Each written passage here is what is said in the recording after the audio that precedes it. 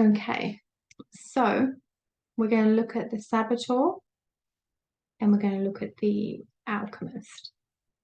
Now, I don't know if you've noticed, but over here, my business name is Inner Alchemist. The Alchemist is my favorite archetype of all of them. I've been innately good at it my entire life. So, what is the Saboteur, first of all? The Saboteur these are our sabotaging patterns that are our go-to patterns when we're wanting to change something and we freak out. So we could have the procrastinator, we could have the perfectionist, we could have a toxic inner critic, or we could have, an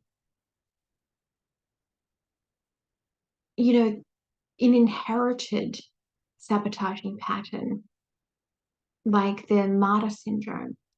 I have that one, and it's a sabotaging pattern. It's also tied in with a prostitute. So some of the sabotaging patterns will be tied in, with more than one. So this requires you to look at every time you're wanting to change something about yourself. How do you react that keeps you stuck? And then identifying what that is that's keeping you stuck, because it'll have a pattern, program, or an archetype that's attached to it. There will be a theme. I've had people who have a really severe perfectionist. And when I've worked upon it and we've looked at it, they were actually punished as a child if things weren't perfect. So they've taken that blueprint forth into their adult life, and if it's not perfect, there's that feeling of like I'm gonna get punished for this, even though there's no one around to punish them. It's a lingering wound and blueprint from childhood. So some people really struggle with the perfectionist, while others go, oh, good enough, and off you go. Other people procrastinate terribly, have 1,000 unfinished jobs and struggle to get things done. The inner critic can be really toxic. It ties in with the prostitute as well, depending on what they say to each other. And sometimes these things are what our parents taught us. This is how you deal with things.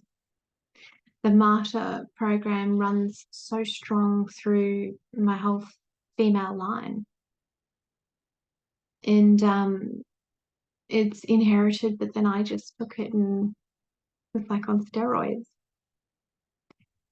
So you have to really look at what are my sabotaging patterns. And most people can identify a couple of things that they just do over and over and over.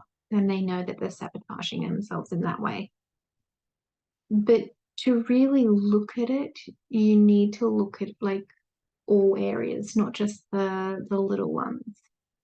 And you need to kind of go, okay, so if I'm trying to change this and this aspect of my life, how do I react and what's coming up that blocks me? And you kind of identify more belief systems that you might have in place.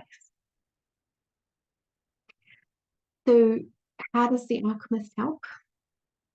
So the alchemist, you need to think of it as like your crazy, amazing little self like a mad scientist in your soul lab. And you are in there and you're like, right, I want to become confident enough that I can start doing YouTube videos. And I know that I am petrified of being seen, and I don't even think I can teach properly, and I'm going to have all these things about that. So your alchemist is like, okay, so what are some of the things I can do to combat that? Now, one of the things, side note, that I tell my clients is start your own personal Facebook group, and you're the only member, and get in there and go live and just get used to it. So This whole series here that I've been recording, I've done in one take after another. I had one little quirk on it, and quite literally, this is what I've done. This is how I wrote when I was mapping it out. I wrote myself, oh yeah, I'm going to do this, do 7 videos, make 7 parts, we'll do this, see how it goes. Now, I wasn't that confident when I started out that I could just sit down and be confident in speaking and teaching and storytelling and bringing forth my truth. So I had to learn to alchemize through these things. I had to learn to get better. I had to learn to look at these things and tweak and go, okay, so if you talk about that too much, you get stuck. Or if you try too hard to have it scripted and you're trying to keep too much of a story, you're actually brain freezes and things go bad. Like, so if something goes wrong, your alchemist is like, yay, learn some new data. So I have another catchphrase for this relationship between the alchemist and the saboteur. And it is, there is no such thing as failure. It's just data for your alchemist. And it's so true. If something doesn't work, you're like, oh, well, that didn't work. I'll find the next way that you do. Now, the really beautiful relationship is when you have your warrior and your alchemist really activated, working together.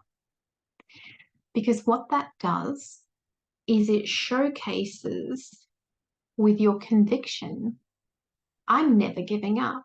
And your alchemist goes, fantastic. Let's try this. Oh, that didn't work. Let's try this. Oh, that didn't work. Let's try this.